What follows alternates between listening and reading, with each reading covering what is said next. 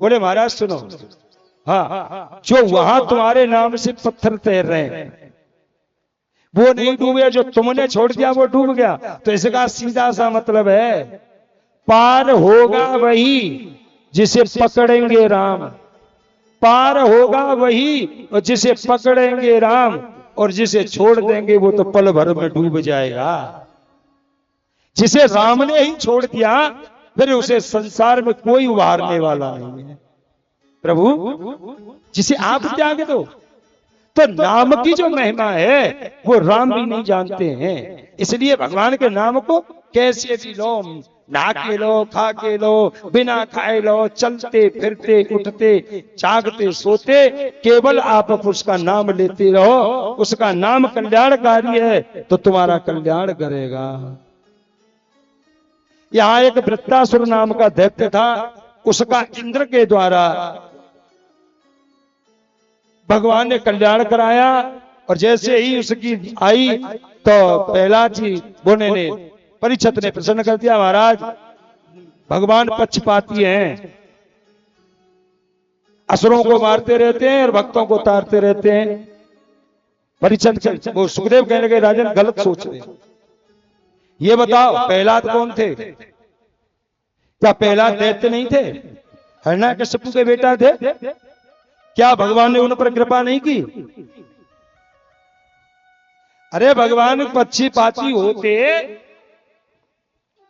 तो प्रहलाद पर कृपा क्यों करते? प्रहलाद भी तो दैत्य था। इसलिए परीक्षित हरि को भजे सो हरि को होई, भगवान कभी भी पक्षपात नहीं करते हैं। पर दैत्य भगवान का नाम कहां, भगवान को गाली देते हैं, वो तो गाली देते हैं तो फिर भगवान को मारते हैं। अच्छा महाराज प्रहलाद पर कृपा की कि हाँ, ये जो हिरण्याकश्यप था, हिरण्याक्ष जिस समय भगवान ने हिरण्याक्ष को मारा था, ये हिरण्याकश्यप कट्टर दुश्मन बन गया भगवान का, किसने मेरे भाई को मारा है, और सीधा घर से निकल गया, तपस्या करने चला गया। और इतनी घोर तपस्या की इसने कि ब्रह्मा जी को प्रकट कर दिया। ब्रह्मा जी आए, बोले बरम प्रयास वरदान मांगो, बोला अमर बना दो। ब्रह्मा जी बोले हम ही अमर नहीं है तो तुझे अमर कहां से बना दे? ये ब्रह्मा विष्णु महेश ये भी अमर नहीं है, ये भी मरते हैं। जब महाप्रलय होती है ये भी अमर नहीं है। ब्रह्मा जी बोले जब हम अमर नहीं है तो तुझे अमर कहां से बना दे, कुछ और मांगो। अब दैत्य खोपड़ी बोला तो मैं वरदान ज्यादा मांगूंगा। ब्रह्मा जी बोले कितने भी मांग ले। तो सुनो, दिन में मरूं न रात में मरूं, भीतर मरूं न बाहर मरूं, ऊपर मरूं न नीचे मरूं, तीर से मरूं न तलवार से मरूं, नर से मरूं न नाहर से मरूं, साल में 12 महीना में किसी महीना में न मरूं।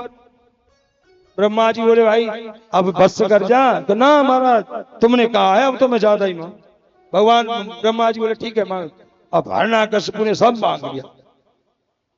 लास्ट में बोला एक वरदान और दे दो। क्या?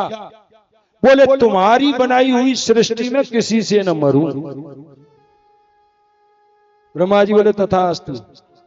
अब उसे लगा कि मैं अमर हो गया, क्योंकि सृष्टि भगवान ब्रह्मा जी बनाते हैं और ब्रह्मा की बनाई सृष्टि में जब किसी से नहीं मरूंगा तो मैं अमर हो गया। और जैसे ही आया सोई डंका पिटवा दिया। कोई नारायण का नाम नहीं लेगा, कोई भागवत नहीं कराएगा, कोई भंडारे नहीं करेगा, कोई भजन नहीं करेगा, कोई हवन नहीं करेगा। अगर भजन करना ज्यादा जरूरी है तो मेरे नाम से करो, ओम कश्यपाय नमः। और हवन करना है तो ओम हिरण्याकश्यपाय नमः स्वाहा। लेकिन कहते हैं ना कि कभी कभी मामला बदल जाता है, उग्रसेन के कंस हो जाते हैं।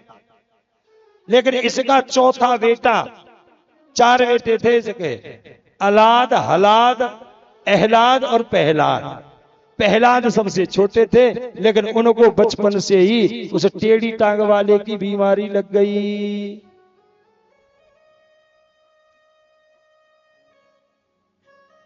अब प्रहलाद 4 वर्ष के हो गए। हिरण्यकश्यप ने पढ़ने के लिए भेजा और दैत्यों के गुरु थे कौन? संडामर्क जी। और हिरण्यकश्यप ने कह दिया सुनो, हाँ दैत्यों वाली विद्या पढ़ानी है और कोई भाषा नहीं। दैत्यों की भाषा है कि गा, गा माने गाय नहीं, उल्टी पढ़ाई पढ़ाओ, गा माने गधा। ये दैत्यों की भाषा है।